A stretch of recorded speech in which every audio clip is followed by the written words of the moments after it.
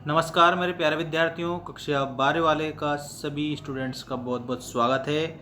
आपको आज मैं हिंदी विषय का अति महत्वपूर्ण वीडियो बताऊंगा। इसमें आपको ऐसे प्रश्न बताएंगे जो कि आप लोगों की एग्ज़ाम के लिए इम्पोर्टेंट क्वेश्चन है। अर्धवार्षिक परीक्षा के लिए आपको सारे इम्पोर्टेंट क्वेश्चंस आपको मैं बताने वाला हूं और बिल्कुल आप अच्छे से याद करेंगे इन सभी क्वेश्चनों को। तो आइए स्टार्ट करते हैं। आप सभी हमारे ऐप को भी आप डाउनलोड करिए, क्योंकि वहाँ पर आप लोगों के लिए नोट्स हमने उपलब्ध करवा रखे हैं आपकी बोर्ड परीक्षा के लिए। तो ऐप की लिंक डिस्क्रिप्शन में मैं दे दूँगा, वहाँ से भी आप जाकर डाउनलोड कर सकते हो। चलिए स्टार्ट करते हैं। सही विकल्प आपकी स्क्रीन के सामने आ चुका है। पहला सही विकल्प, कबीर को हजारी प्रसाद द्विवेदी जी ने कहा है। जो कबीरदास जी हैं ये संत काव्य धारा के कवि हैं और निर्गुण भक्ति धारा के कवि भी हैं। कबीरदास की जो भाषा है वो पंचमेल खिचड़ी के नाम से जानी जाती है, क्योंकि उसमें अनेक भाषाओं का मिश्रण भी पाया जाता है।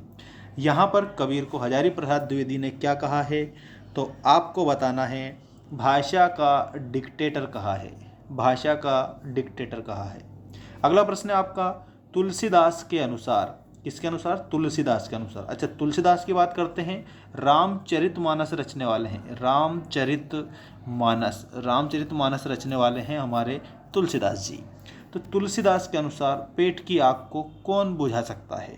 तो तुलसीदास के अनुसार भगवान राम पेट की आग को बुझा सकते हैं। उन्होंने कहा भी है, तुलसी तुलसी सब कहे, तुलसी बन की घास, हो गई कृपा राम की तो बन गए तुलसीदास। अर्थात तुलसीदास ही जो हैं वो ऐसे कहते हैं कि राम का मैं दास हूँ, अर्थात राम ही मेरे पेट की आग को बुझा सकते हैं। ऐसा आपको याद रखना है। अगला प्रश्न है, संस्कृत साहित्य के कवि कालिदास ने शिरीष के फूल को माना है। कालिदास ने शिरीष के फूल को कैसा माना है?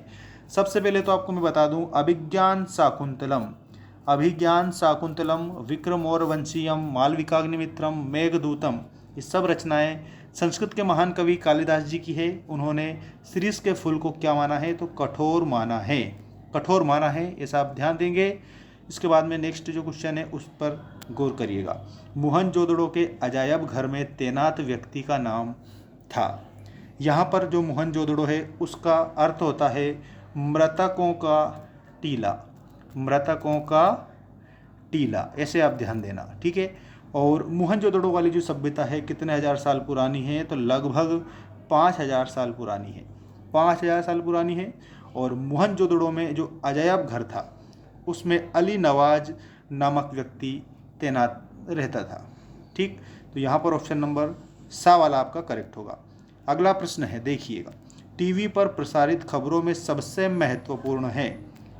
तो टीवी पर प्रसारित सबसे महत्वपूर्ण होता है, विजुअल भी होता है, बाइट भी होता है और नेट भी होता है।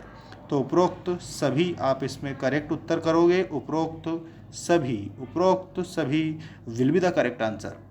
अब हम बात करेंगे करुण रस का स्थायी भाव है। तो करुण रस का स्थायी भाव आपको बताना है। करुण का स्थायी भाव हो जाएगा शोक। करुण का स्थायी भाव हो जाएगा शोक। अभी तो मुकुट बंधा था मात, हुए कल ही हल्दी के हाथ, हाय रुक गया यही संसार, बना सिंदूर अंगार।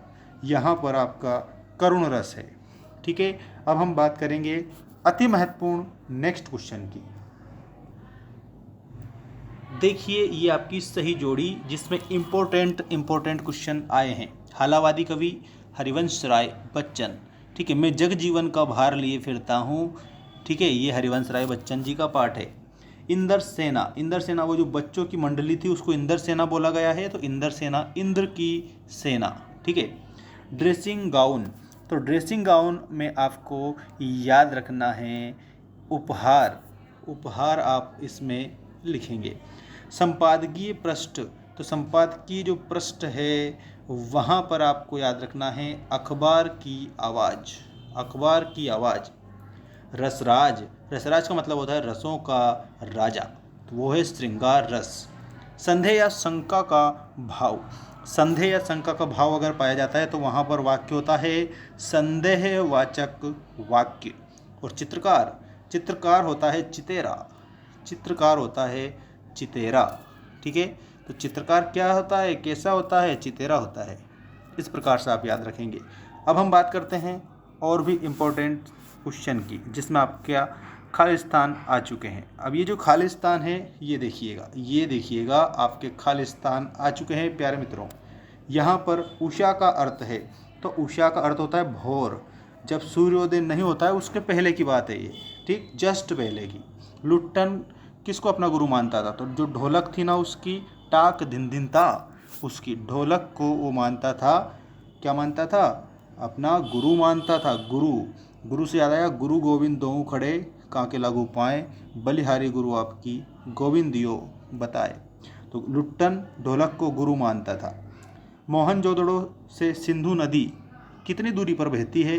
तो 5 किलोमीटर की दूरी पर बहती है, 5 किलोमीटर दूरी पर बहती है।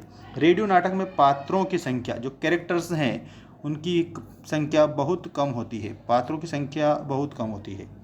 रचना के आधार पर वाक्य के भेद हैं, तो रचना के आधार पर वाक्य के 3 भेद होते हैं। 3 कौन कौन से बात करते हैं? एक तो है आपका साधारण वाक्य, उसके बाद में आपका आएगा मिश्र वाक्य, और उसके बाद में संयुक्त वाक्य।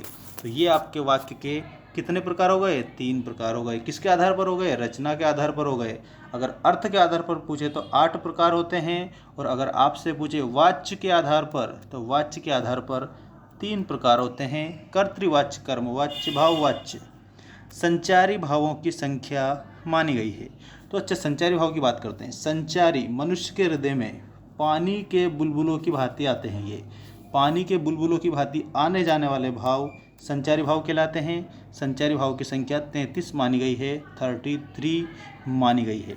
ठीक है, अब हम नेक्स्ट वीडियो में आपको मिलते हैं, जिसमें इम्पोर्टेंट क्वेश्चंस आपकी एग्ज़ाम के लिए आपको देखने को मिलेंगे।